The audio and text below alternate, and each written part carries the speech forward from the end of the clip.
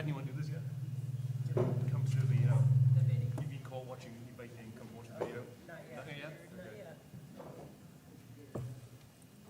You've seen the new groups that highlighters, and then they have one that looks like a girl straight out of here. Oh, good grief.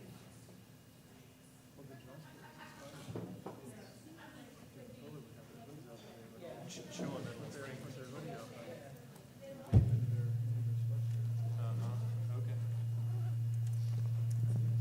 Are we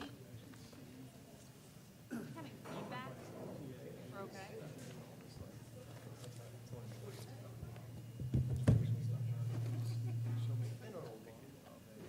I think, I think our mics are all off, so we'll just have to turn them on. I think they're on. I don't know. I think red is on. Red is on. Oh, yeah, you're right. Don't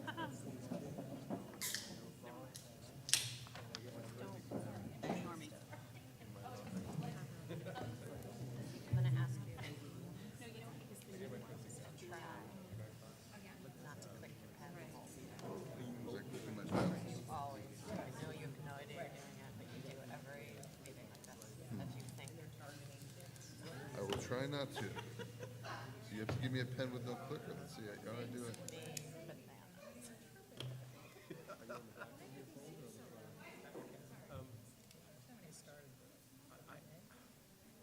You know, it's a 1 hour exam.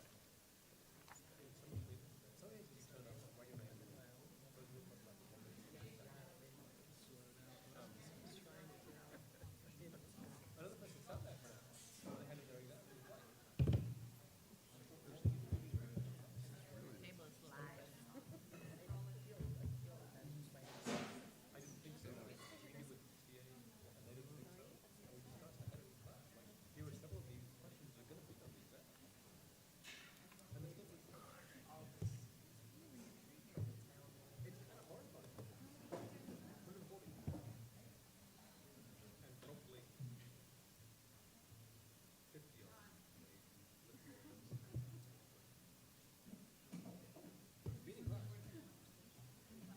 I tried to come up with a bill that he asked a question.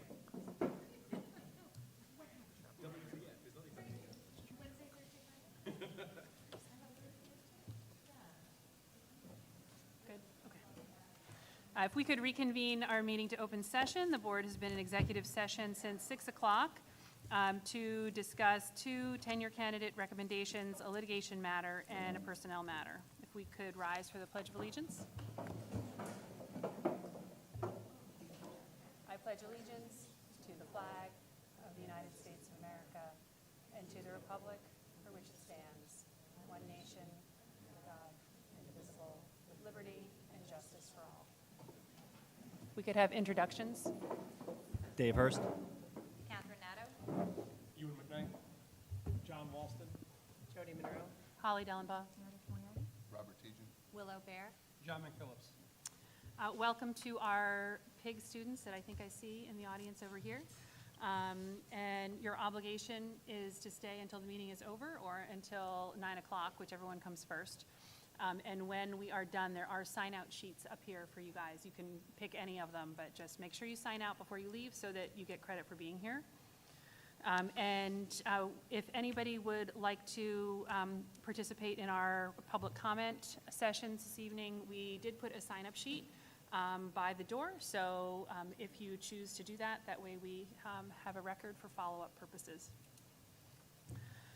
First on the agenda is our approval of minutes. It is recommended by the superintendent that the Board of Education approve the minutes from the September 6th, 2023 regular board meeting. So moved. Second. Any discussion? All in favor? Aye. Any opposed? Any abstentions? That carries. Next, item 3, meeting reports, and first is our superintendent's report. Sure, I'll do a couple quick updates, and then John McPhillips will do a short some short slides on the capital project update. So everyone's aware, we implemented Yonder at the high school. I see some high school students here tonight. It's gone fairly smoothly. There were some backups initially at the beginning and the end of the day. The kids have been great about it. Mr. Domel did order some more magnets to put up at the end of the day, particularly in the cafeteria and back in the D wing just to move things along a little bit quicker. But there's been a few issues where the pouches have been damaged a little bit in the backpacks. The pin gets damaged, but that's been minimal.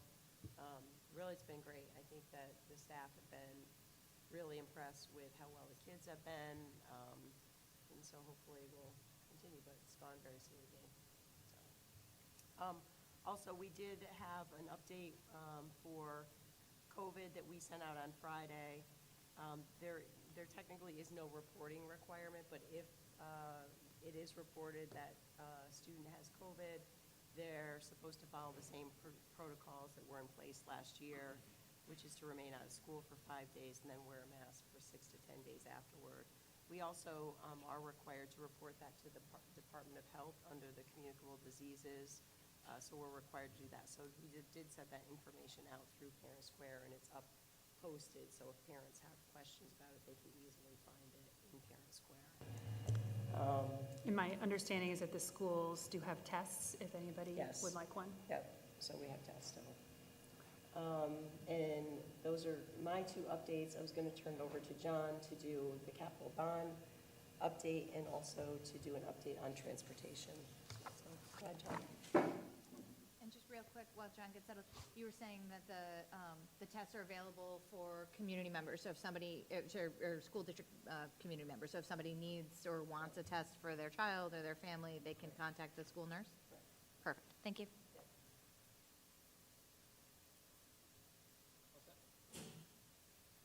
Okay, I wanted to just give the audience and the folks at home a quick update on the district's fall 2023 capital project proposition.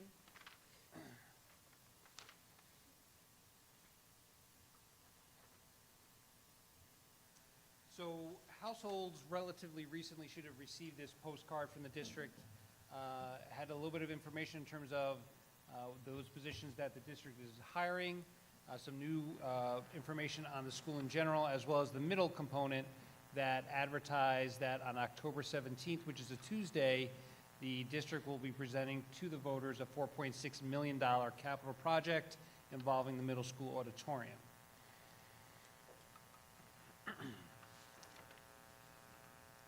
Just a little bit of information in terms of why the district is considering an off-cycle proposition. You may recall that our 2021 capital project was roughly a $40.7 million project. When we put that project out to bid, bids came back significantly higher than expected for a variety of reasons, including shifting supply chains, a tight skilled labor market, available work versus available contractors. We got very limited interest from the bidding side on the contractor side, which unfortunately drove up costs as well. When we started looking at those bids in terms of bringing the project back into budget, the district had a decision point to make, whether or not to forego a large number of small dollar value project elements or defer specific larger project elements. District, because of the price point, decided to postpone out of the 2021 capital project the middle school auditorium project.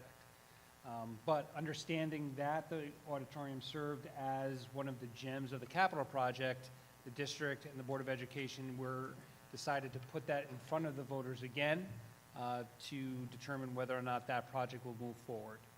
One of the important parts of the middle school auditorium is it serves as the instructional and performance hub of the middle school and other buildings.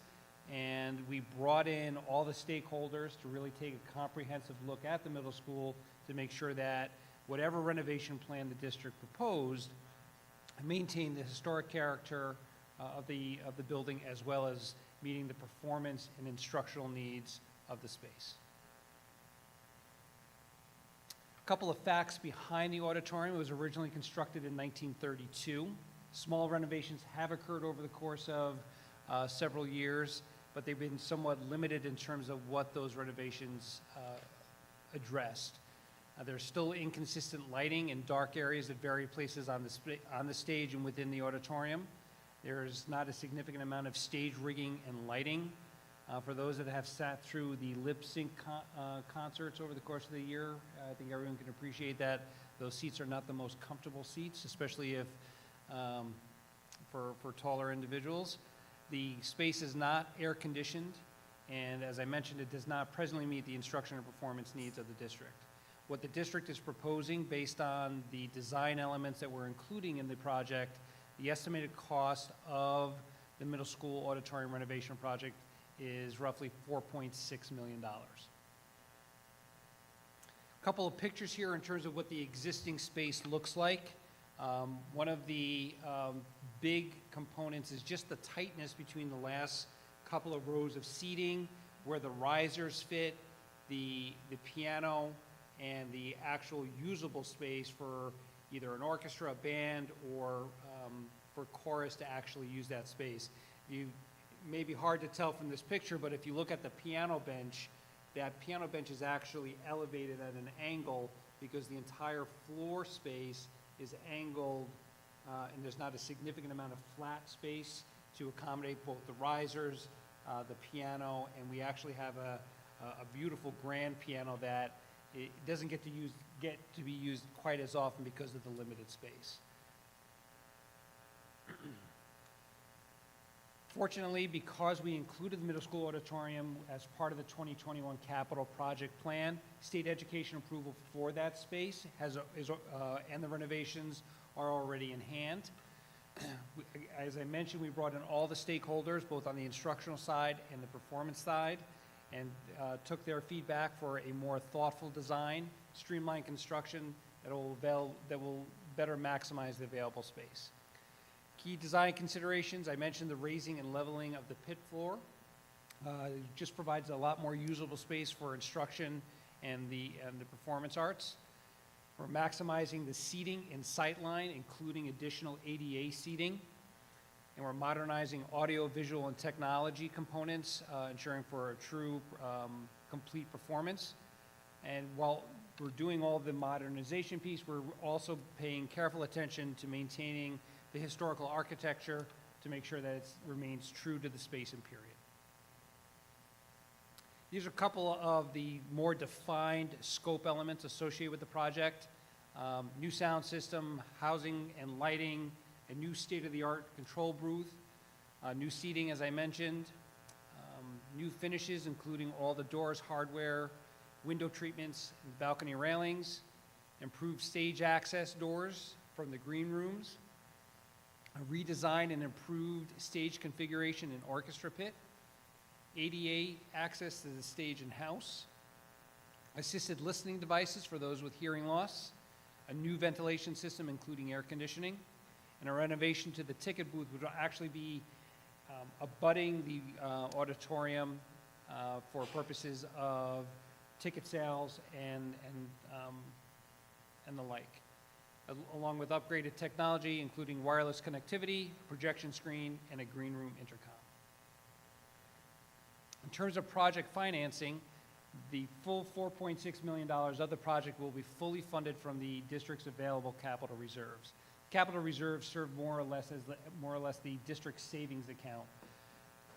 Additional debt service will not be issued or needed, which as a result will not have a negative impact on future operational budgets or tax rates and levies. Quick slide representing the existing capital reserves and their estimated available balance as of the end of last fiscal year. Presently, we have $1.7 million in the 2019 capital reserve, and we estimate close to $13 million being available in the 2022 capital reserve.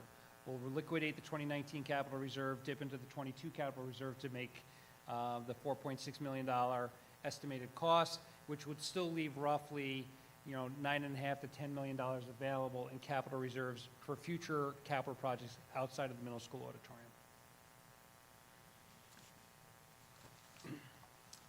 This is a quick down and dirty timeline of how the 2023 capital project plays out. Back on August 16th, the Board of Education authorized the necessary resolution for the project. There was the necessary legal notice that were put in the appropriate papers on September 1st, 2023, which meets the 45-day publication requirement to have the vote on October 17th, which is a Tuesday. We anticipate if residents and businesses and homeowners approve the project vote on the 17th, we'll begin the procurement process sometime middle to November, early December, provide recommendations for contractors and subs to the board for consideration. At one of the December meetings, the board will consider those contract awards, and sometime in mid-January, we are hopeful that construction will begin. We also sort of mirrored this timeline to accommodate the performance schedules right around the winter time, those winter festival performance of orchestra, band, and the like, as well as any other performance arts. And in fall 2024, we hope and anticipate that construction will be complete.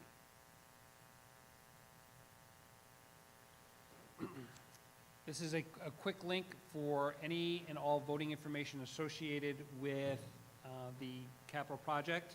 And I know that our communications department is working on a newsletter to be mailed in the coming weeks. And we'll actually be making available a video on social media involving the project.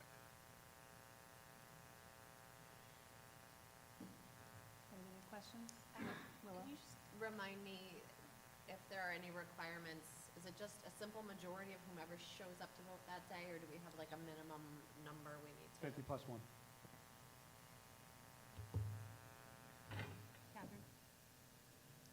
And just for the folks in the back, would you just underline again the costs to taxpayers if we approve the middle school project moving forward on October 17th? The $4.6 million will not materialize in a tax rate or tax levy increase moving forward. To simplify, we're more or less using our savings bank, our savings account to pay for the project rather than taking a loan out to finance it over time. Perfect, thank you. You want to do a question? No? Okay. Anyone else? Thank you, Sean. If you don't mind, if I could just jump into a brief update on transportation. As long as you're up there, sounds good. Sure, happy to do so. When we started the school year, actually a little bit earlier, towards the tail end of August, the number of routes within the district numbered 53. At the time we were ready to start school, we had approximately 51 drivers, dedicated drivers for those 53 routes. We tend to backfill any absences with other staff for CDL license within transportation. So that gap of 2 was not necessarily significantly concerning. We'd obviously like to have more drivers and routes available to meet those sort of stopgap measures. We're 2.5 weeks into school, and given a number of circumstances, the number of drivers, we're down 12 drivers on top of the 2 we were already down for a number of reasons. Some of our health issues, deaths to families and the like. As a result, we had to consistently go back to the non-dedicated bus drivers within transportation to fill those. We're talking about all of the mechanics in the transportation garage who are licensed CDL, who don't mind helping out, but they're being used at least in the last week or so, day in and day out. We're actually even moving into the supervisory structure for those fillings. So Bethlehem is not the only district that is struggling with maintaining a full roster of drivers, given the competitive nature of the industry. We are a little bit limited in terms of the resource pool.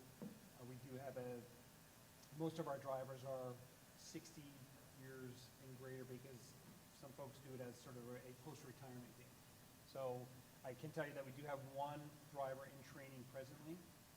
There are a couple of other ones that have submitted applications, but those that are in the process are much less than the number of vacancies that we have, and some of the other staffing issues that we've confronted over the course of the past few weeks of school.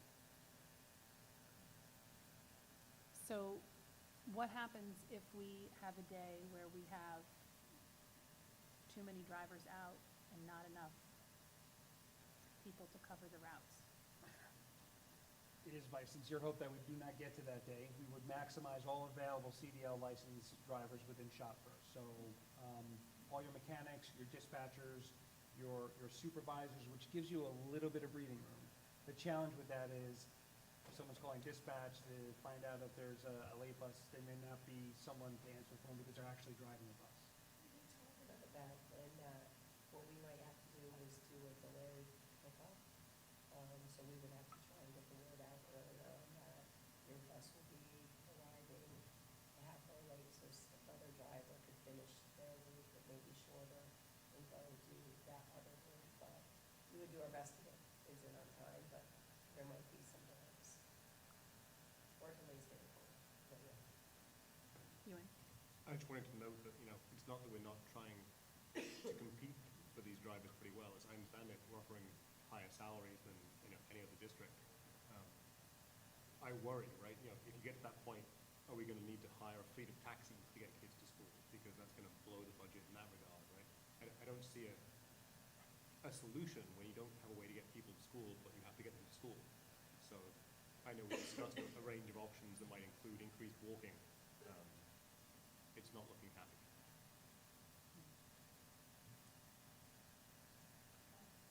Catherine? Yeah, so I wonder, at this point, you're raising the issue as something of a concern. Is it time to start thinking about alternatives now? Are we thinking, what are some next steps here? So the superintendent and I have been in communication. We are going to meet with our transportation supervisors to take a look at the existing routing, see if there are opportunities to either break apart and reconfigure some routes to maximize routes given the available driver pool. So the real analysis comes on the middle school and high school routes because they have roughly the same number of drivers on those routes, but there's less kids, right? Our largest ridership is on the elementary building side. So it's hard to do that right at the start of school. Kids are still feeling out, hey, am I getting a ride from mom, dad, or grandma and grandpa, or any guardian, or maybe I'm catching a ride with a friend to the high school. But we're at a point now where we're pretty sure the ridership may ebb and flow a little bit, but the number of students we probably have a good handle on, consistency-wise, the number of students we would expect on those middle school and high school routes. And then we could take a little bit more of an in-depth, drill-down view of that, see what opportunities there may be to consolidate routes with existing buses, which may free up drivers to backfill some of the other runs. And we can revisit walking distance option. We can bring that back to the board. We'll pull that information out. Okay. And to share where we were a couple of years ago and what that would look like now. Yeah. To start having those conversations.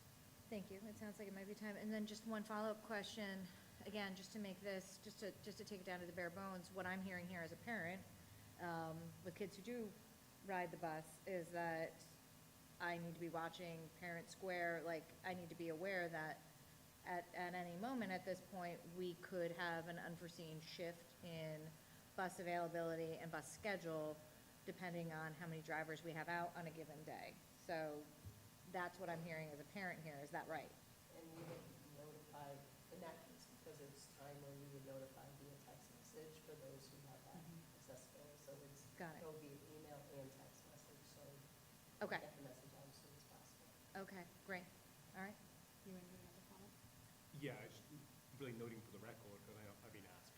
I know the district has an obligation to transport students to non-district schools as well, but what I've heard from you guys is that basically has no impact on the number of drivers or routes we're providing. Yeah.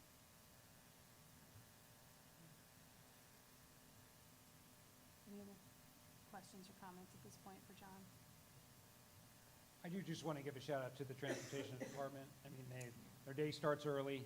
It starts a million miles an hour from 5:15 in terms of who's calling in, who's running late. I can't make this route. I can be in the afternoon. And every day, day on day, without fanfare, they are running those buses with little to no incidents. I mean, It's been a hectic 2 weeks, but I don't think on the outside, there may be a late run here or there, but all in all, it's been a very successful year. And that really speaks to the dedication and hard work from the supervisors to the mechanics, to the drivers, to the bus attendants. So day in and day out, those people that we do have, they're committed, they're devoted, and they're dedicated. So I don't want that necessarily to get lost in, the challenges that we're experiencing. Great. Thanks, John. Thank you. Did anybody have any other questions for Jody on anything she reported out on? Next up is our board report. I don't have a lot, given that it's, I think, barely the second week of school. I did want to say thank you to Eagle for hosting us this evening as we start our little tour of the district, which is always fun. And I know we have a bunch of open houses coming up. I think the first one at the middle school was last night. And I hope a lot of parents take advantage of those to get into their buildings and meet teachers. The policy committee met this just this Monday evening, and you should see some of those policies on our next agenda. So look for those. And then lastly, just a reminder that the NYSBA conference is occurring at the end of October in Buffalo this year. So if anybody is interested in attending that, they should reach out to Brittany to organize that. That's all I have. I don't know if anybody has anything else they'd like to add. Do we have anybody from Student Senate here tonight?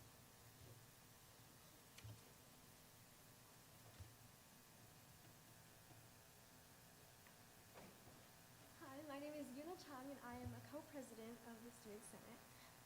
This week, we are going to hold our elections for our new freshman senators, and we are also discussing other new ideas, such as bringing games like foosball and cornhole into the cafeteria for the high schoolers. And we are also starting a new town hall program to provide a more accessible way for the high school students to voice their concerns to the Senate. Thank you. Thank you. And I'm pretty sure there's nobody from the middle school here tonight, because I don't think they've started. Mike said probably next meeting. Okay, great. Sorry, I couldn't hear that. Are we Oh, gonna start sorry. middle schoolers At and the- elementary schoolers again? Yes, the middle school student council, I don't think they've met yet. But Jody reached out to Mike, and he said he thought at the next meeting they'd be able to have somebody here for us. Next on our agenda is our presentation. We have a presentation this evening on the K-5 math program by Bill Claremont and Diana Reagan.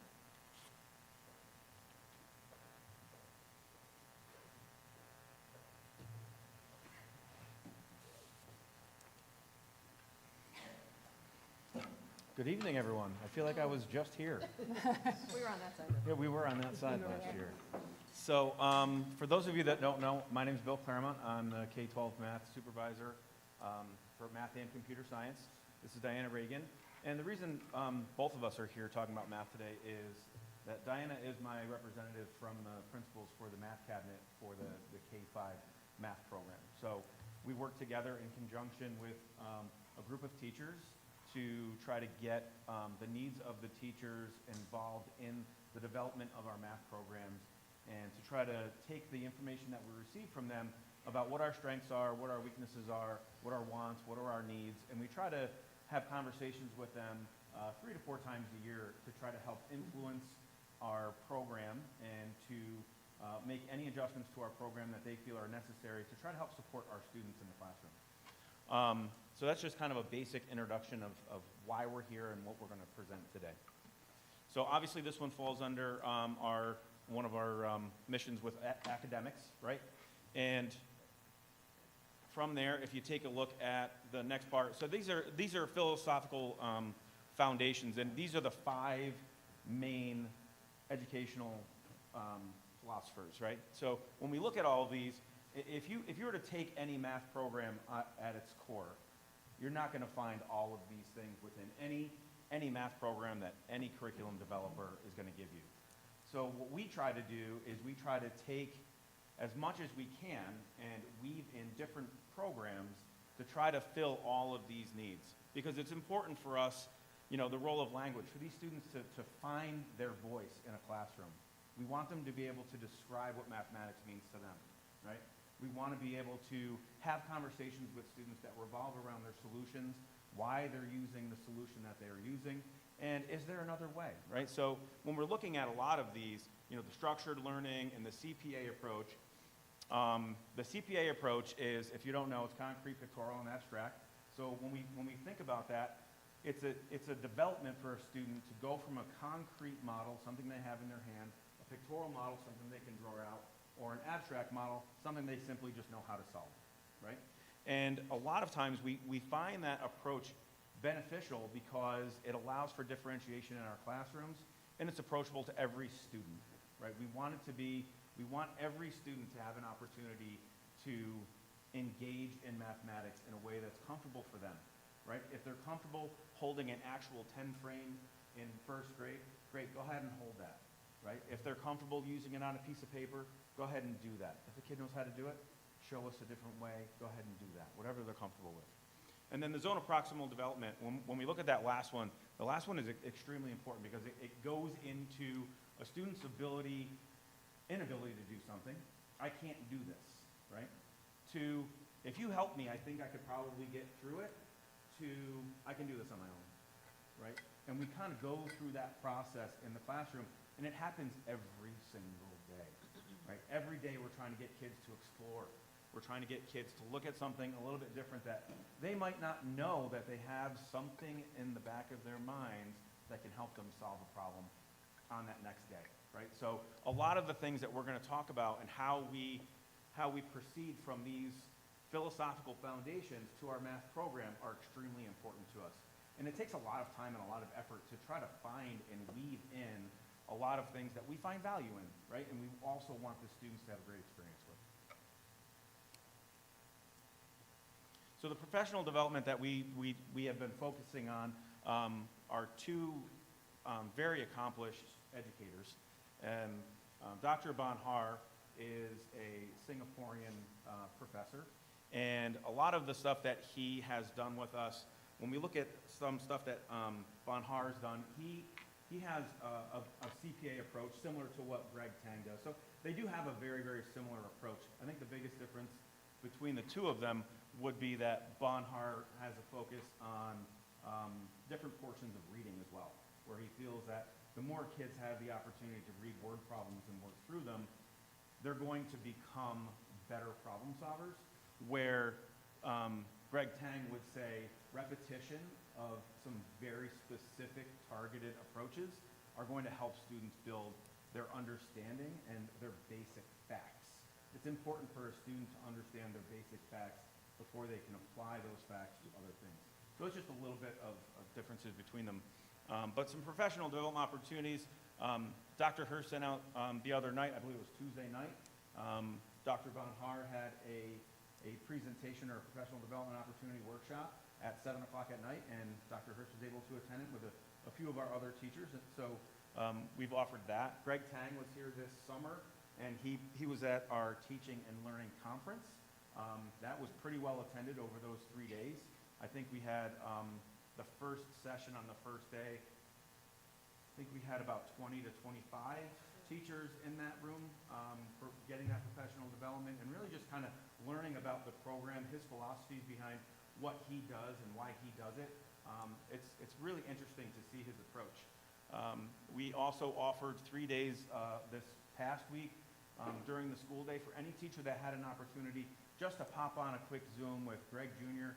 and ask them questions about the program, any supports that they might need. How do I get my students loaded up into the program? How do I work through some of this curriculum? What do I click on next? What do I do now? Because there's a lot of things that are changing. We've looked over the last 8 years since I've been here, and we've gone from a Vision 2.0 to Ready Classroom to a combination of looking at Ready Classroom and Greg Tang Math. It's a lot of change, right? So we want to make sure that we're providing enough professional development for our teachers so that they can, really feel comfortable with the high-quality math program that we're really trying to develop. Later on in the year, we're going to be looking at other opportunities for them to get more training on the Greg Tang piece, and that will be focused on the specifics of actual teaching the content and looking at a routine from a day-to-day basis to try to help support them in the classroom. these are the 8 mathematical practices. Actually, they're descriptions that fit within the 8 mathematical practices set out by the NCTM. The highlighted parts are just kind of gives you those. We want to be goal-oriented. We want to be task-oriented. We want to look at different representations, models. We want discourse. We want kids to be able to talk in the classroom. It should be a conversation piece. It shouldn't just be coming from the teacher, right? We don't want a teacher standing up in the front of the room and just talk, right? We want students to have an opportunity to engage with each other and to have good conversations, math conversations, right? We want to pose purposeful questions to our students, right? What's the answer to this question? That's not very purposeful, right? So we want to ask different engaging type of questions, okay? We want to build on procedural fluency and conceptual understanding. That is the mixture between Bonhart and Greg Tang, right? Those two things, you take the two of them together, that's what you get. You get procedural fluency, you get conceptual understanding, right? So if we're providing those two professional developments, that's going to fit well within our math practices and what we're looking for. And productive struggle. The idea behind productive struggle isn't to sit there and watch a kid cry about not being able to do mathematics, right? It's about providing them an opportunity to learn. If I put something down in front of every one of my students and they already knew how to do it, what good am I doing? I'm not allowing my students to learn. So I want to give them something that allows them to think, apply, reflect, discuss, right? So that's that productive struggle. Productive is, the important word in there is productive, right? It can't be a student gets so frustrated they start crying. That's not productive, right? So our teachers are going to be trained to understand the difference between productive struggle and a student's just totally done. We got to move on or try to provide a little bit more support to that student so that we're not getting to that point. And we have to help our teachers a little bit with that sometimes because we want to, during the productive struggle, you so want to help them and give them hints. And what we're also trying to teach them is that when you read a word problem or whatever, you don't just immediately raise your hand and say, okay, right? Because you need to spend some time thinking about it, and I think it's a kind of a larger change when you go from primary to grades K1, 2 to 3, 4, 5. You know, they're used to math being quick because you're working on your facts, and a lot of the concepts in the primary years are faster and quicker, and then you get into these more difficult problems that in 5th grade, sometimes I have to sit down and figure them out for a second. You know, if I'm trying to help a kid, I'm like, wait a minute, I got to figure it out. I need like a minute or two. So that's okay. You don't need the answer right away because it's more of a puzzle. It's more of a solving it. Can you get it? So.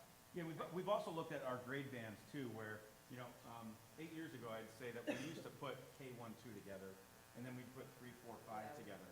And the reason that was is we were like, hey, well, state testing kind of falls in the 3, 4, 5 realm.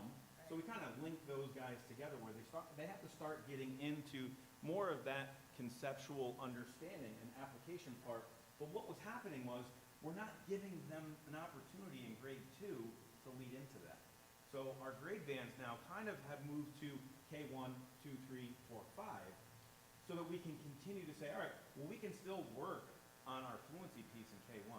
But when we get to grade 2, we've got to start looking at more of that procedural understanding. We've got to start putting more problems in there that's going to help them, put in a lot of the information that they have in their head and really start applying a lot of those things instead of doing it later on where we might run into some problems, right? So we kind of changed our grade band a little bit too. So when we do a lot of our trainings, you'll see that instead of going K1, 2, and 3, 4, 5, we're doing K1, 2, 3, then 4, 5. Try to give those groups an opportunity to work together. Because it's important for the year behind and the year ahead to really look at what are we doing, how is it going to impact our students with consistent language, consistent approaches of what we're teaching our kids. So they don't have to relearn all this stuff all over again. And actually, productive struggle sometimes is most difficult, believe it or not, for our highest children because they are so used to getting the answers so quick, and then all of a sudden they're not. So it's something we have to teach them. So the next part that we're going to look at are anchor tasks.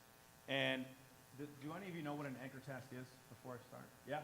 I think Was that you? a little bit last year, yeah. Yeah, so an anchor task really is an opportunity for a student to get a jumping off point about a very specific topic of what we're going to teach in the classroom, right? We're going to pose a problem in the front of the room for all of our students. And what we want to do is we're going to review the problem together. We're going to look at it, we're going to read, and then after that, Getting in trouble. sorry, Oh, I like to walk. Sorry. All right, my apologies. So after we pose that problem to our students, what we want them to be able to do is to think about ways that they can apply what they already know to a problem that they don't even know what it's supposed to be. I'm not telling them, hey, we're working on multiplication today, and we're going to work on this word problem, because then they're like, all right, so I got to use multiplication? I'm like, no, we don't want to do that. What we want to do is pose the problem, ask them what they know and what they can prove about the problem, and then we're going to give them 10 minutes. Okay? Those 10 minutes are going to be given for them to come up with an idea, come up with 2 ideas, come up with 4 ideas, whatever they can come up with within that time of how they're going to solve this problem. Okay? And then we're going to say, peanut butter and jelly, talk to your partner. How did you solve it? What do you think? And then when they're done, as they're doing that peanut butter and jelly time, that's time for me to go around the room, and I'm going to pick some really, really good problems to look at. So I really love the way that you solved this problem. You didn't get the right answer, but I love your thinking, and I'm going to talk to this kid too. And then I'm going to look for the target method, right? I want to find the kid who solved this problem exactly the way I want everyone to see it done. But I want to pick 3 kids total, because there's no one way to do something in math. A lot of times we'll find out there are multiple methods, right? Multiple ways that kids can do these things. So we try to encourage those things as well. We don't want to just look at the one target method. I'm not going to stand up in the front of the room and say, hey, this is what we're doing today. This is how we're going to solve it. No, we're not doing it that way. We want to encourage students to have individual thought, okay? After we do that, we're going to come together, we're going to talk about all those methods. Go to the front of the carpet, we're going to look at those 3 methods. What do you notice? What do you wonder? Why did your friend do it this way? And then you start having a conversation of what it leads to. Well, what are we really doing today?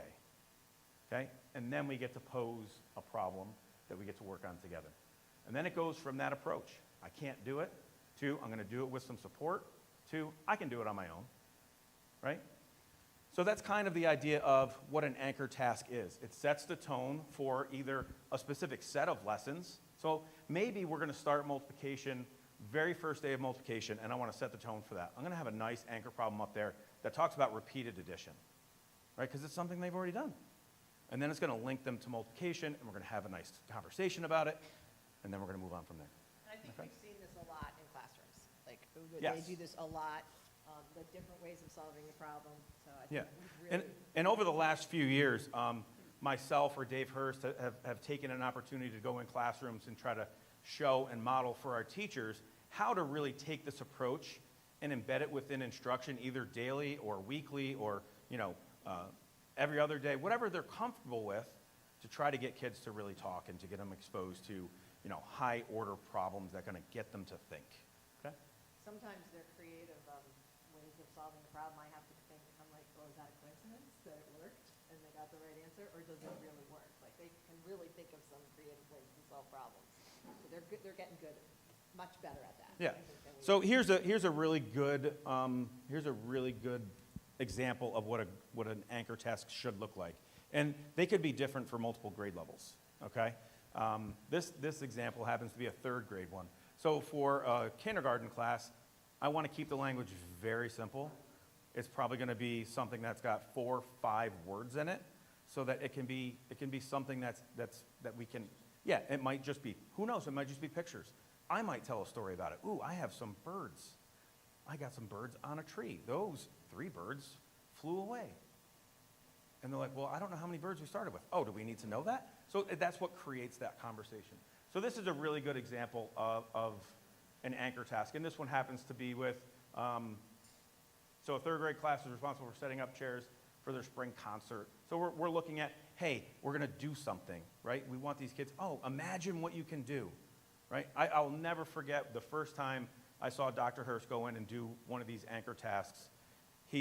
A movie had just came out, and he was talking about a movie theater, and the kids, man, they shot right up. Oh, yeah, I saw that movie. That was so fun. He's like, oh, you remember when you went in there, and they had all these chairs, and they were set up? That was so cool. We got to figure out how many seats there were there. And these kids, they lit up like it was, Christmas morning. So it gives them opportunities also to get into the conversation, regardless if they know the math or if they don't, right? It's a really, really good conversation starter, okay?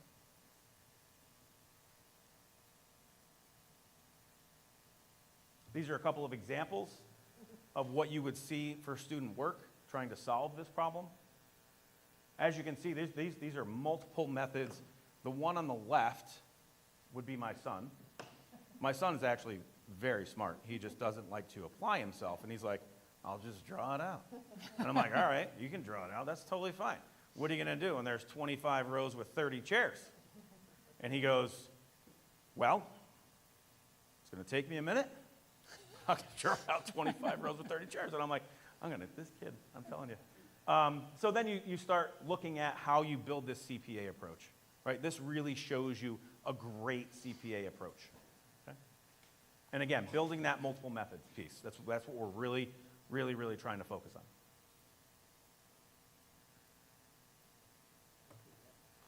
So here's your CPA, concrete. If you look at the one on the left are those little discs that we see the kids showing on. Unifix cubes work the same way, right? Something that's tangible, something that they can hold on to. The other part that we have that teachers have access to is Braining Camp. And Braining Camp Greg Tang also has them, and we can show that too. But they're online manipulatives. And basically what they have the ability to do is they can take all of these things and do it on their Chromebooks, because their Chromebooks are, touchscreens, and they can just move the things around. So it's the same concept of being able to have them in their hands without them building towers. That's my favorite part. Yeah. They don't have to build the tower until it falls over, and you're like, Joey, yeah, we're done with playtime. It's now it's a math tool. So we don't, that gives us that. And then the pictorial part, and then the abstract part. So this is the approach that all of our teachers are getting trained on how to do. Every kid has an entry point. You want discs, I'll give you discs, right? If you can draw the picture, draw the picture. If you understand it, just write out the addition sentence and we're good to go, right? So again, approachable to all of our students. The other piece that we added last year, we started probably about midway through last year, and this year we spent the summer on writing curriculum and really making sure that every assessment that the teachers give is common and the same and at the same time. I taught 4th and 5th grade for many years, and it's really easy to get a couple of weeks behind sometimes when you don't have it consistent and the same across buildings. And what will happen is, then you start to slowly lose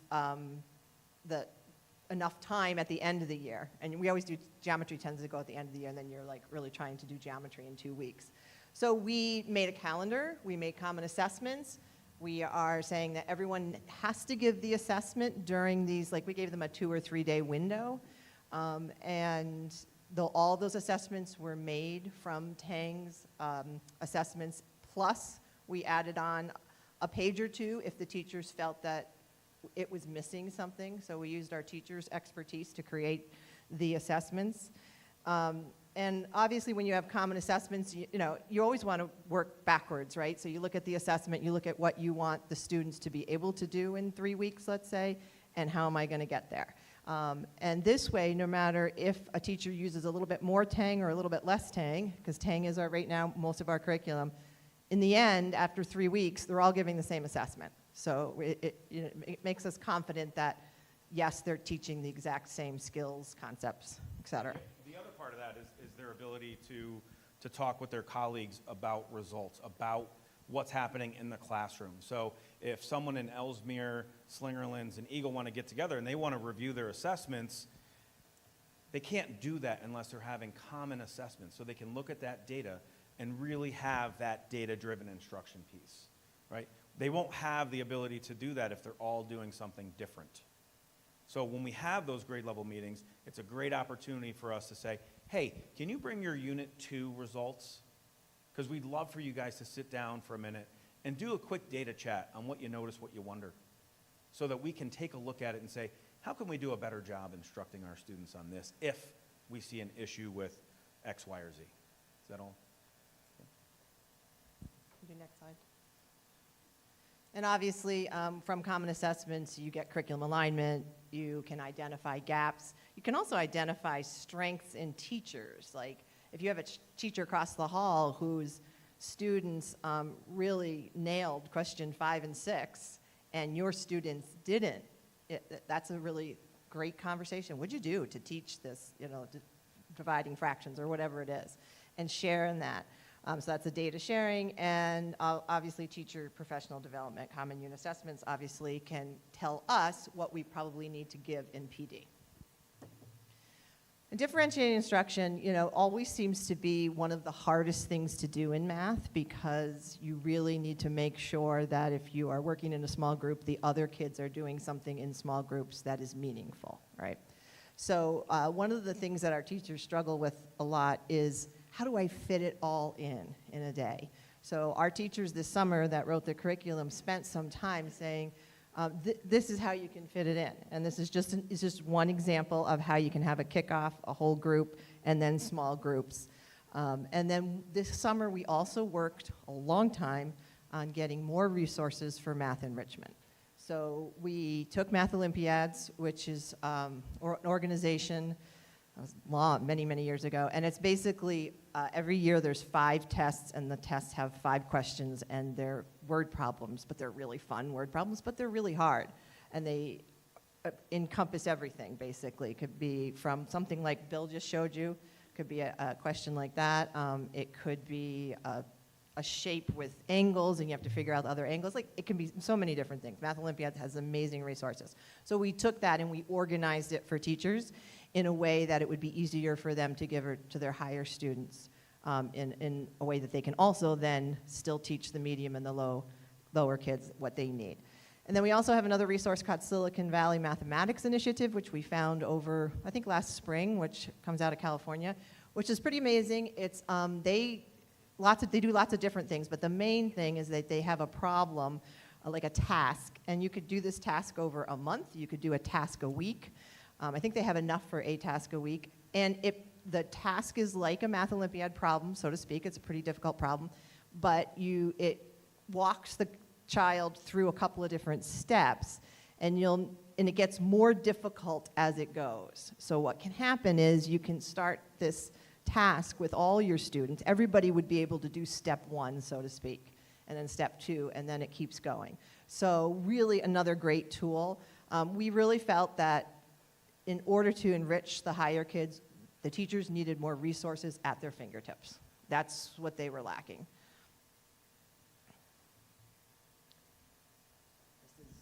So for the transition to Greg Tang, there's an at-home support for parents and guardians. And I thought it was important to kind of show you kind of what the kids would see. So we're all familiar with iReady and iReady benchmarking, right? And then with iReady comes the individual lesson pathway, right? So once the students take the diagnostic, they go online and they're given their own instructional pathway. And it's tailored for each individual student. So if a student's struggling with multiplication, they'll get some problems on multiplication, right? If a student's not struggling with it, they won't get it, right? So it's tailored to every single kid. But what does it look like from the parent's perspective? You don't have one, right? The beauty of looking at it from Greg's Tang is like, these are 3 examples that you're gonna see. I'll click on them. And these are 3 examples of what you're going to see. And I kind of picked, the low, the middle of the road, and the high, like kindergarten, 3rd, and 5th grade. And if you just, I need the, and if parents just saw this on a worksheet, this is where they write, I tried to help them, but I don't get what you're doing at all, So this is what Bill's going to show you, is a little bit of how we can help the parents help the children. I did try to do this before, but I forgot my login. But he made me remember it, so I know it now. I don't know what he would do without me. This is little Billy.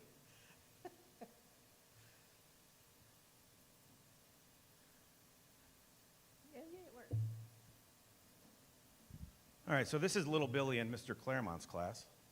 And little Billy has a few lessons that have been assigned to him.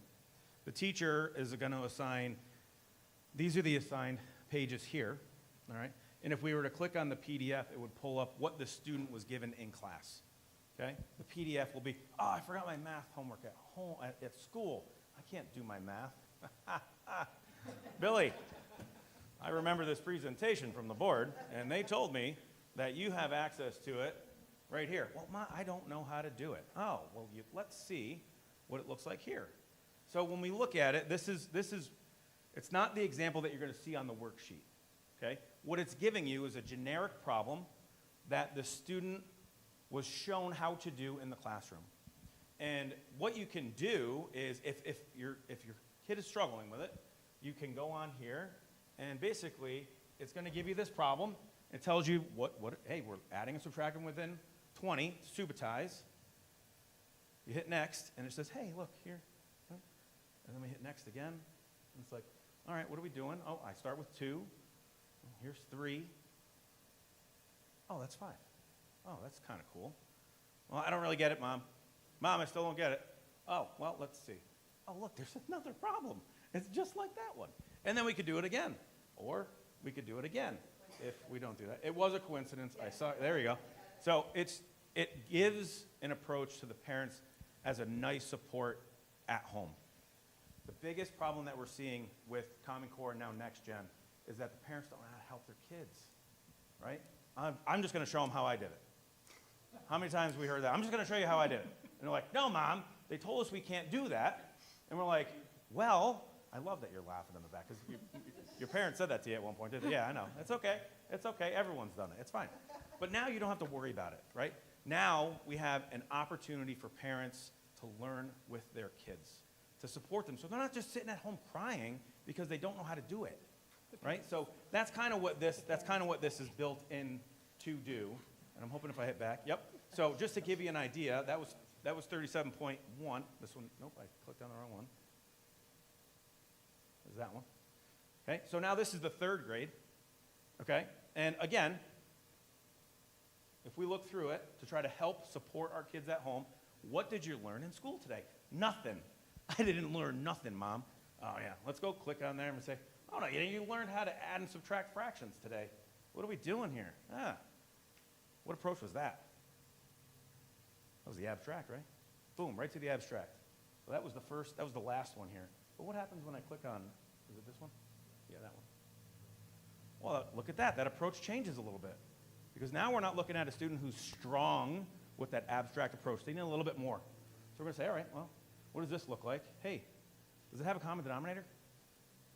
I don't know what that is, Mom.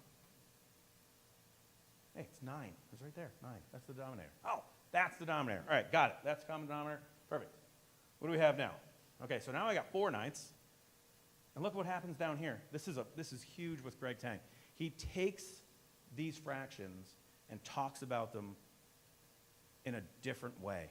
Instead of looking at it just as 4 ninths, he writes it as a word, 4 ninths. 4 ninths and 4 ninths. 4 apples and 4 apples. If it's a different denominator, that would change, right? I have 4 oranges and 4 peaches. Well, they're not the same thing anymore. So that's when he talks about this, he talks about a common approach. He'll change the language and kind of gives them a different approach. So there's 4 ninths there. There's 4 ninths there. And again, it's just showing you how we can build on what these students have learned in the classroom at home. And there's your 8 ninths. Okay? And then the last one with the 5th grade. Here's your add, subtract within 1,000. And some of these approaches, they're different. It takes some time to try to get used to looking at these, okay? And these are number discs. When we look at, they're separating them into the expanded form within those number discs. So when they're looking at these, it's going to show them a process of saying, hey, here's your 500s, here's your 200s. We're going to separate those first. We get 700. And then we're going to go to our 10s here. And then we're going to go to our 1s here. And then we're going to look at, hey, what is the sum of all of those? And it's going to give you a great opportunity to work with your kids at home so they're not getting frustrated. Okay? So I very much appreciate the idea of not having parents crying at home so that they can know how to help their kids. Yeah. How are we teaching parents about this? Yeah, so that was the next approach, and I did talk to Dave about that, about trying to get an opportunity to have a parent workshop for delivered by Greg or Greg Jr. on how to utilize this program at home with your kids. Yeah. So that is definitely in the works.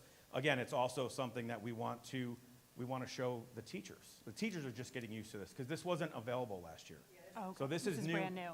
Yeah, this part is brand new this year. Being able to put your students into Greg Tang, giving them student logins, having access at home, that's all brand new. Okay. Everything that we've done with Greg Tang in previous years has just been for the teachers.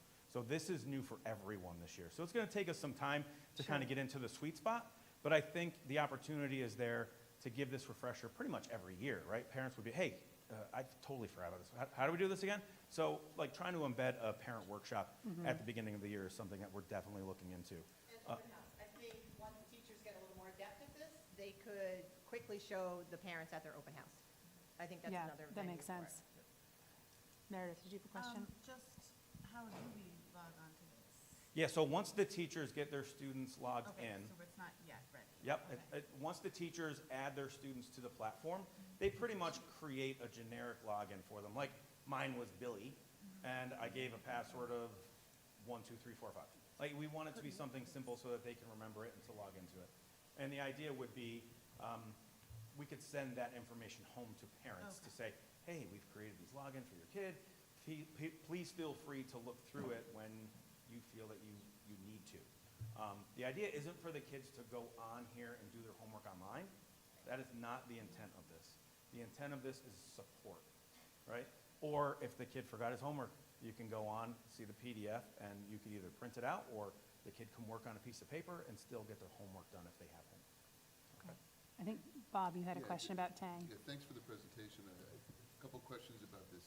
Is the Tang method, is that K through 12 or is that just through fifth grade? That's a K through 5. Okay. Yep, this is for K through 5. Okay, and then is it a proprietary system that the school purchases?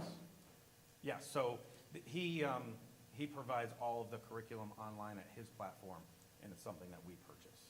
And then if you could, I mean, how did what was the selection process? I assume that there's all sorts of methods and methodologies out there. What was it about this particular one that the school decided was the way to go?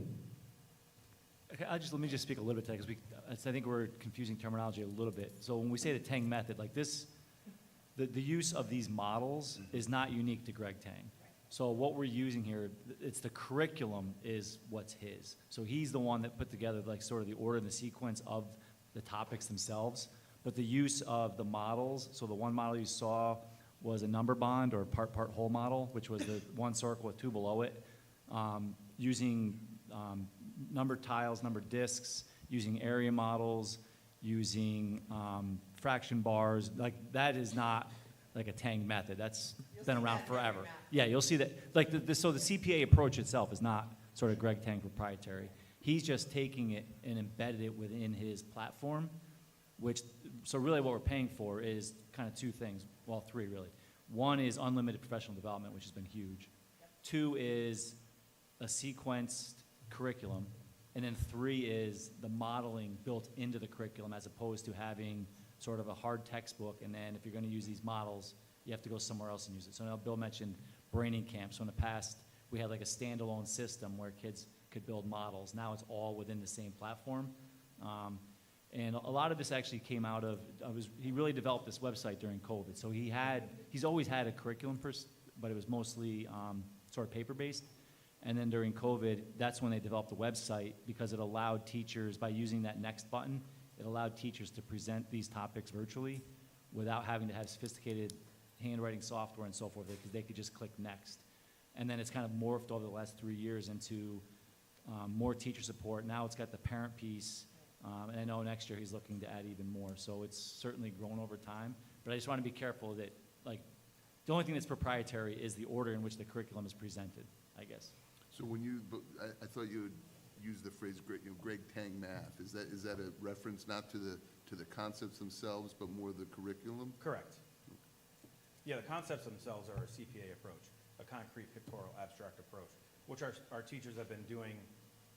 The first time we had Bon Har was my first year, even before that. The first year I was here, I was at a presentation from Bon Har, and he used the same approach. He used the same models. So it's not the models that create when I say Greg Tang math, it's really just his curriculum that we're utilizing in his platform. But he is the only one that I've ever seen that has such a great platform that you can go in between concrete, pictorial, and abstract very easily. So that's a nice, definitely a big perk to his online stuff, online site, yeah. And so, Go ahead. I'm sorry. No, go ahead. If- Do you want to finish up? I know Yeah, just let me Kathy finish. has So questions. so on this is the Tang Math is a proprietary, it's his website, right? Yes. And then the teachers are then going to have some kind of login that the students, the actual, Billy Smith is going to be on that? Will they also be on the school platform? No, so the students only have access to what the teachers give them. Okay. Yep, so there's a class code, and then the students have a login, and what you saw here is all they have access to. So this is it, this is all they have access to. Because the All of teacher this pushed stuff. it out. If you went on and you were to go on it as a parent and not log in at all of this stuff above, you would have access to some of the links that are up here, like resources and some of his videos and stuff. But when we log in as teachers, it looks totally different than this. So the students only have access to what we give them, which are the lesson structures. And then it just gives them a quick link to the tools that we may have used within the lesson to try to help them along if they forgot one of the methods that we use. Thank you. Yep. Catherine, did you have a question on this? Yeah, I just, more just appreciation and just feedback as somebody who's been in and around elementary school for about 7 years now. Probably the biggest hurdle I hear from fellow parents is really around, like, when it comes to homework and stuff, and what's your kid struggling with, or it is math, and how do we help? So the concept of workshops, the idea that we're going to have these resources available for parents as well, like, please, more workshops, like, I'll come to everyone, I'll bring my friends, and continuing to push this out, because this, it remains, there is still, as you know better than I do, a generational gap between, between how we were taught and how we're teaching our kids. And for a lot of us out here, it's super cool, we want to embrace it, and it looks like a Cyrillic language. So, you know, it's one of those things where yes, and thank you, and more please. Yeah, and we're trying to keep a consistent language K-5. That's the biggest piece. Like, what we don't want is for a kid to feel that everything they learned from the previous year is now, we don't need that anymore, we're going to move on to something else. And when we look at the Greg Tang curriculum, I don't feel that way when I look at it from K to 1 to 2 to 3 to 4 to 5. I feel that there's a nice flow and a consistency in languages, approaches, models that we can continue. When we look at number bonds and being able to break apart a number into two numbers, that starts in kindergarten. You can continue to use that as late as Algebra 1 if you want to. Right? There's an approach there that's applicable from kindergarten all the way through. So that's kind of what we were looking at, but thank you very much. Ewan, you have a question on this? Yeah, several. Some specific, some general. One of the things we've had most commonly from parents coming, particularly recently, is concern about enrichment for the higher achieving students.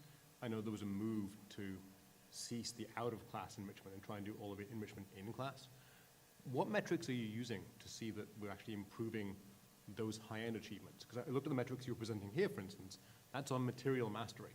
That doesn't tell you, great, you achieved your goal of this mastery, but the kid was bored and sat there all class doing nothing because they mastered it 6 months ago. How do we have, what are the metrics we're using to make sure we're challenging all of those students? Yeah, so the iReady diagnostic is given three times a year, and we do look at those as well. We're also looking at the Math Olympiad, and there are opportunities for more students to take those tests to kind of look at if they want to be more challenged and what that looks like, and try to identify as many kids as we can to try to get those tests in front of those kids, or get those types of questions in front of those kids.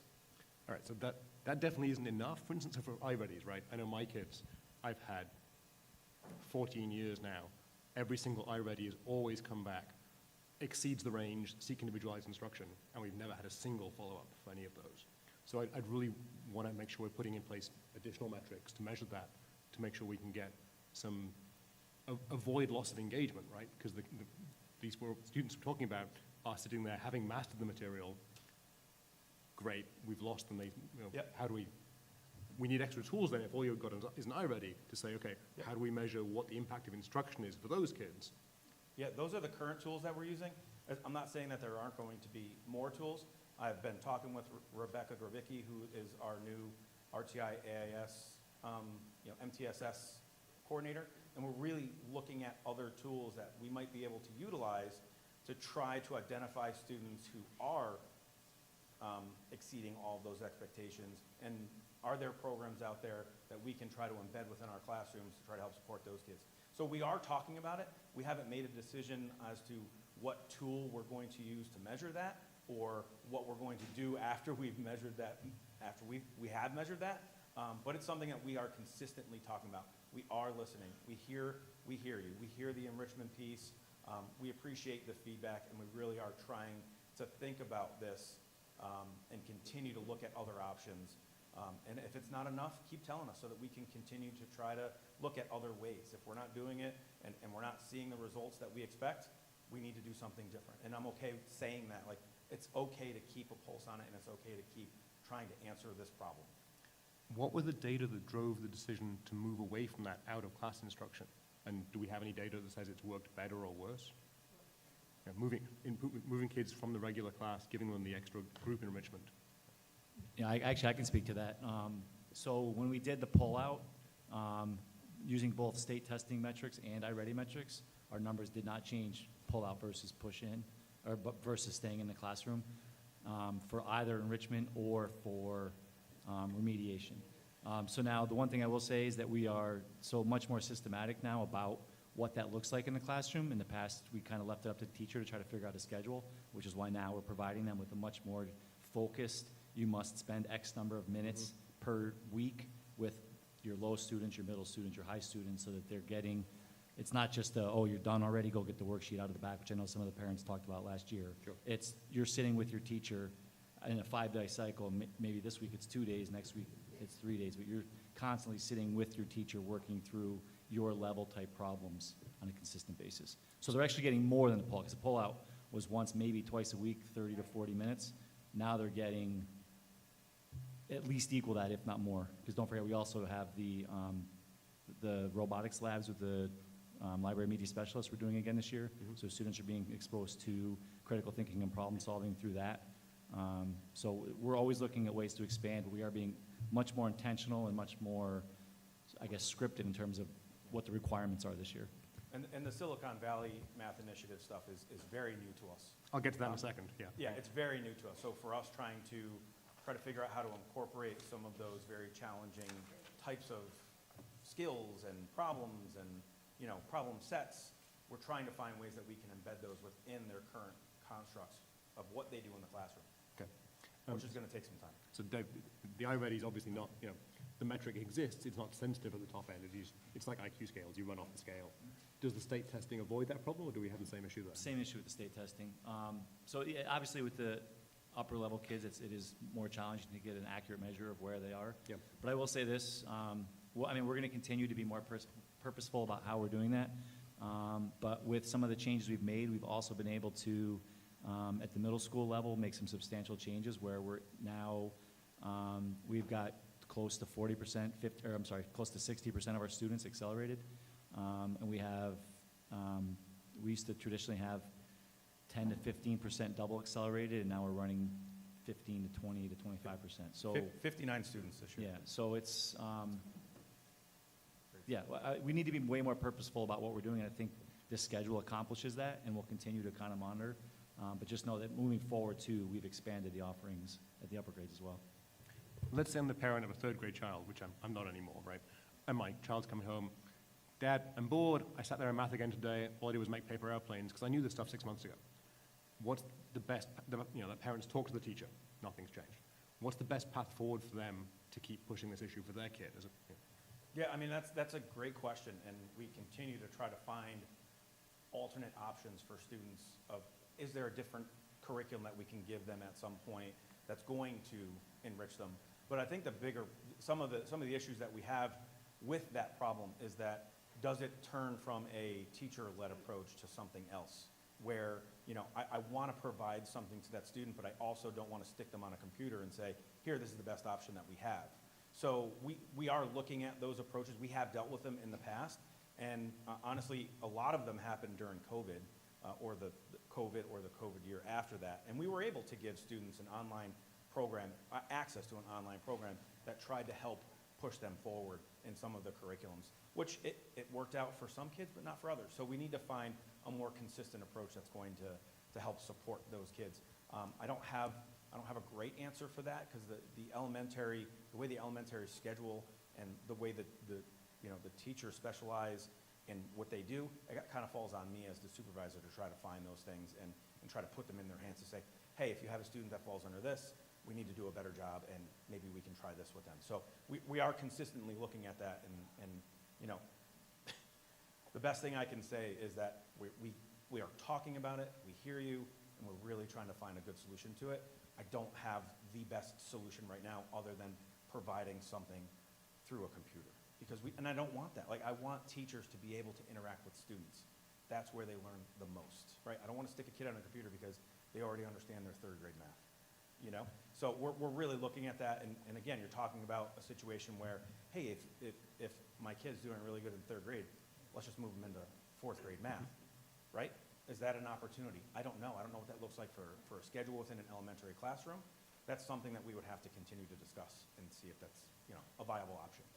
A couple more specific questions. I know within Tang Math, for instance, there are a bunch of materials, things like weekly challenges, weekly puzzles, that are offered at a range of grade levels. What I heard a moment ago was, by default, students and their parents wouldn't have access to those. They don't have access to the individual things that were assigned to their kid. Is that correct? That's correct. Why? Well, he provides us with these, they're called Tangy Tuesdays and Wordy Wednesdays, are the two kind of gamey things that he puts out. Those are also things that we pay for, right? So we can't just give them out for free. But the teachers have an opportunity to utilize those in the classroom with their students. So say they get the Tangy Tuesday pack, they open it up, and they say, oh, I really, really like this puzzle. It'd be a great opener for my kids to sit down, on Tuesday to say, hey, we're going to work on snake today, right? So every second grade is going to, hey, we're going to work on snake, and it's going to be something that we do. So it's something they can utilize in their classrooms. Maybe it's something that they put into one of their centers. Maybe it's just an opener. But those puzzle packs are things that we purchase as a district for those teachers to use in the classroom to try to increase engagement with their kids. He's right, there's grade level. Yeah, and there's grade Right. levels. It seems like... They can, so a They third grade differentiate that. teacher could use a fifth grade puzzle, Snake puzzle or not. or they could use a first grade puzzle if their kids are really struggling. So we have the opportunity for those teachers to access all grade levels.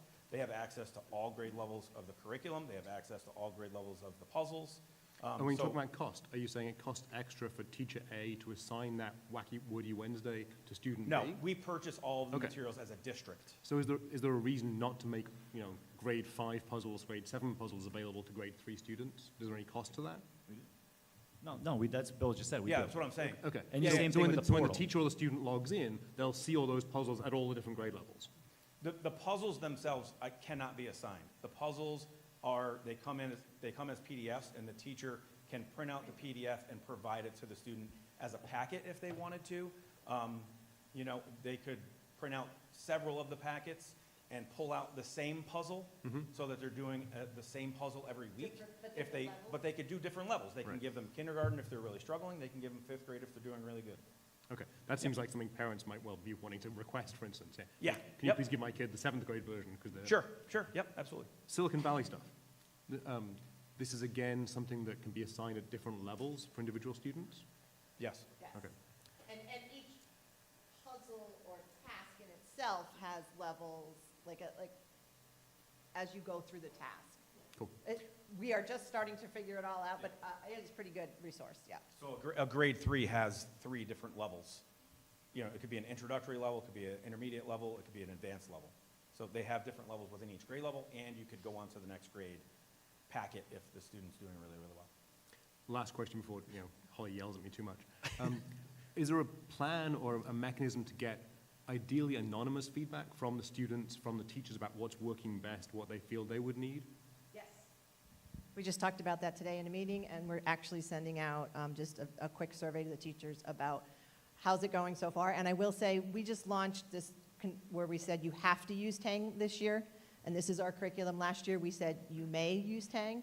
So we're only in it 2 weeks, and I've already heard great feedback from teachers. I see it everywhere. They're really trying it. So from our meeting today, we were thinking just a couple of questions to teachers, like if we met for a half day or a full day, what would be most valuable to you to help you this? So yep, that was probably read our minds. And from the students, from the parents, is it best for them to simply volunteer it to you, or do you have a plan to go out and solicit that feedback? Yeah, no, I think there's an opportunity for us to do the same with parents. If we could put something out. That'd be Yeah, super. sure, yep. Thanks, folks. Thank you Appreciate for it. the feedback, appreciate it. We didn't mean to totally sidetrack your presentation, so It's I wasn't fine. sure if you want to continue with, I think that. Or was this that the- or if that was the The Greg end. Tang was the last slide, so, was the and last it slide. worked Okay, perfectly. terrific. It was a great segue to Terrific. questioning. I just wanted to say a thank you to all the teachers that worked on the curriculum this summer and put in their time over the summer to do that, because I can tell it was a lot of work. It's been a heavy lift, you know, the And- teachers worked really, really hard with the little time that we had in the summer to build up all of this stuff and have it available for everyone before they got here Yeah. in September. So I appreciate you saying that. I thank them from the bottom of my heart, because I couldn't do it by myself. So it's been great for us to have a great group of teachers who are invested in the math program to try to give these students an opportunity to get a rigorous program. Yeah, So no, thank we you very much. appreciate that. Does anybody else have questions for these guys? No? Okay. Thank you very much. Thank you all very We much. appreciate it. Next on our agenda is our recognition of public comment on an agenda item. If we have anybody with us who would like to address the board on an agenda item, now would be the time to come to the microphone.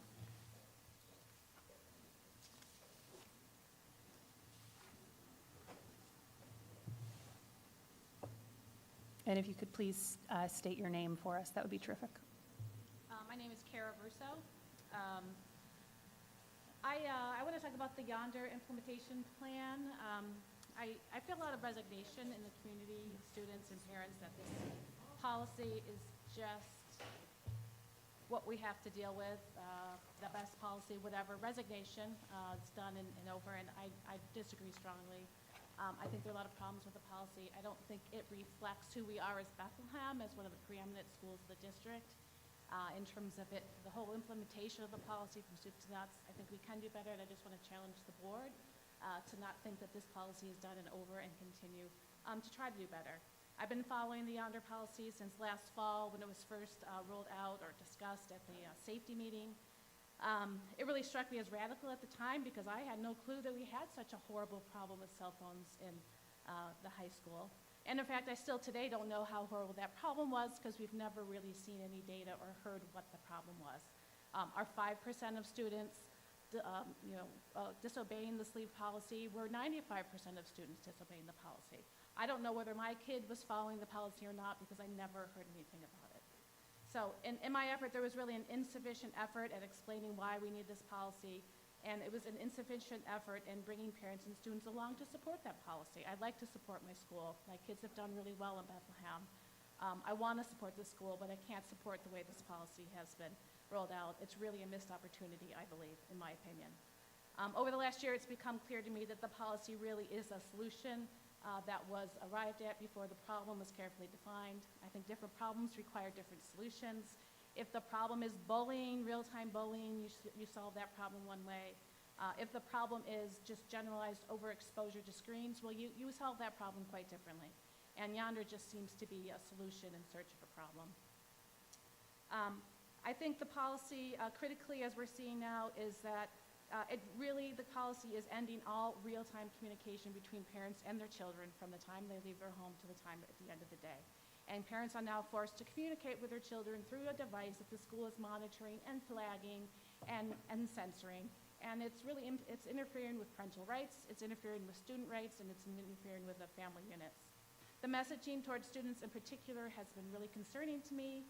In particular, the slide deck about the consequences for disobeying the Yonder policy was really upsetting. Our students are young adults. Some of them are 18 years old. They have jobs. They care for people in the community and the elderly. They drive. They can vote.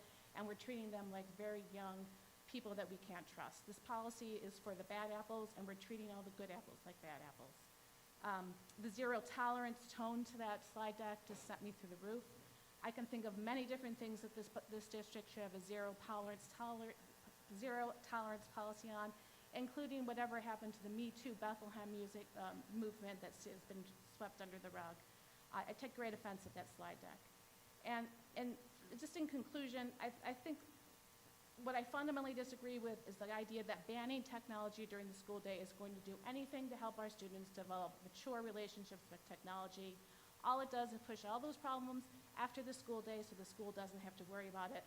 It pushes those problems back into the family without any support or meaningful effort by the school to help the children with that.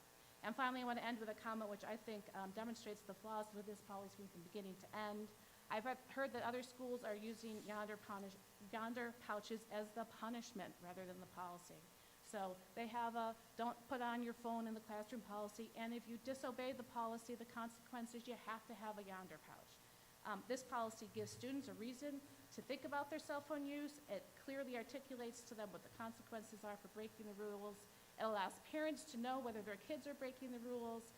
It helps parents become part of the solution, and it saves taxpayer money by not having to buy these pouches every year. I think it's brilliant, really. I think it's a missed opportunity that this board never debated that, at least publicly, and I think the whole policy itself really needs to continue to be on the board's agenda. Thanks. Thank you. Do we have anyone else who'd like to address the board?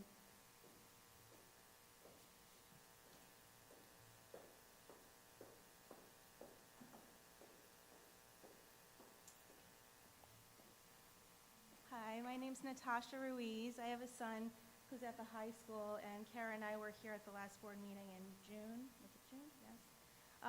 Addressing the same concerns in regards to the yonder pouch. I just want to say that I'm actually happy that I was here tonight to hear the presentation on the K through 5 math. And I'll tell you why. Like I said, my kids are older. One graduated already. One is a sophomore. And my husband and I chose Bethlehem. We're not from here originally. And what I loved about Bethlehem, especially the introduction at K through 5, was that I felt like this district embraced technology. The district was focusing on the strengths of the kids.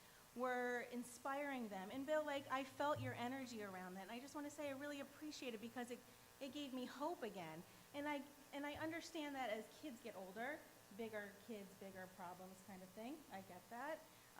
But the messaging that is being delivered to these kids in high school is that you don't trust them.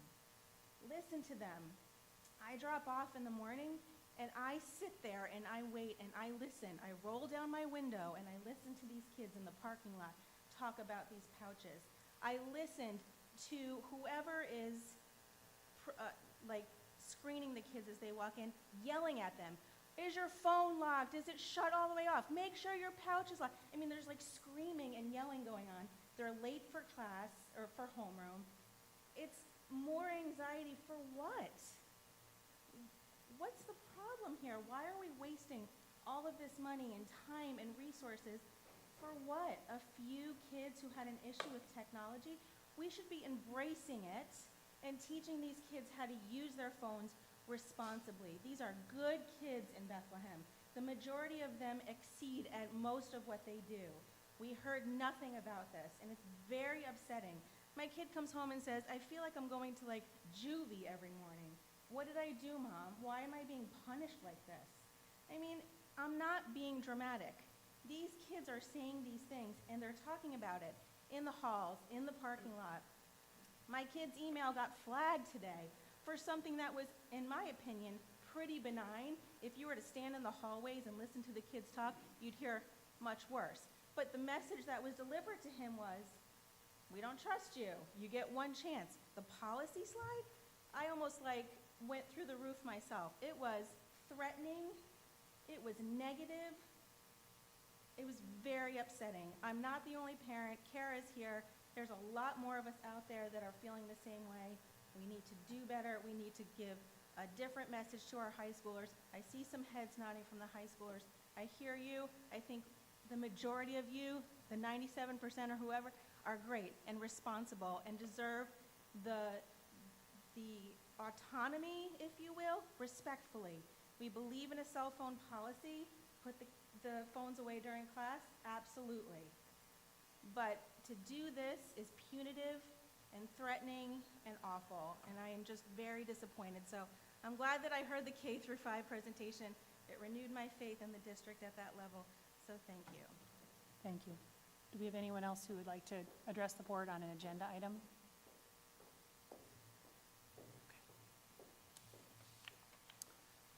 Next on the agenda, item 6, action items. A, finance action items. It is recommended by the superintendent that the Board of Education approve the following finance action items 1 and 2. So moved. Any discussion? Yes? I mentioned to John, he's promised to get back to me, but we have a list of warrants, basically checks written by the district. This is my first board meeting where I've seen those, and I'm going to be in the audit committee, so I'll be delving in more detail. I've asked John to give a whole bunch more detail on some of those expenditures. A lot of the line items are kind of cryptic. There's a fund partnership LLC hedge fund, which is described as electric. There are a bunch that just say accounts payable. It's hard to tell what the money's actually being spent on. I mean, some of these things, it's literally millions of dollars. So we're asked for more detail on that so we can get a sense of what the board and district's money is being spent on in these cases. Okay. All in favor? Aye. Any opposed? Any abstentions? That carries.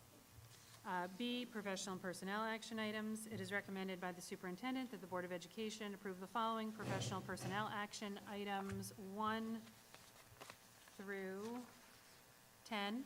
So moved. Any discussion?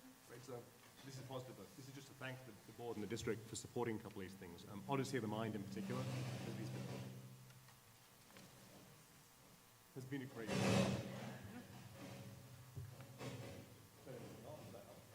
No, it doesn't. Okay. Odyssey of the Mind in particular has been a great resource for a bunch of kids' creativity and problem solving. I think it's really nice to see that being supported. And likewise, it's really good to see Varsity Ultimate possibly becoming a reality and move towards support for Ultimate. That's just a great sport. It's got a great spirit. The kids are doing super at it. So really glad to see some of these things being supported. All in favor? Aye. Any opposed? Any abstentions? That carries. C, support personnel action items. It is recommended by the superintendent that the Board of Education approve the following support staff action items 1 through 6. Any discussion? All in favor? Aye. Any opposed? Any abstentions?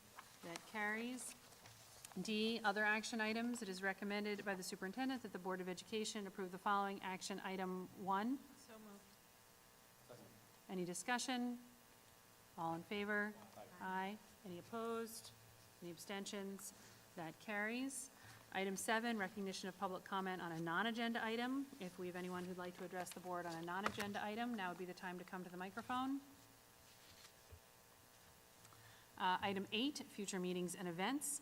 Our next board meeting is on October 4th, and it will be at Slingerlands Elementary School, so make sure you make a note of that.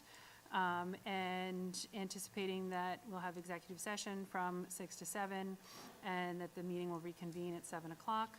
And then the meeting following that is on October 18th.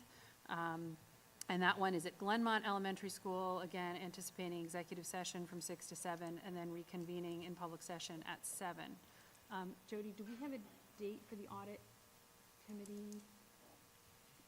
I hope to have one at the next board meeting. At the next board meeting, okay. I just want to make sure we have enough time to. I'll give enough advance notice. Okay. Seeing no need to go back into executive session, could I have a motion to adjourn the meeting? Second. All in favor? Aye. Meeting adjourned. PIG students, don't forget to come up and sign out on one of these sheets.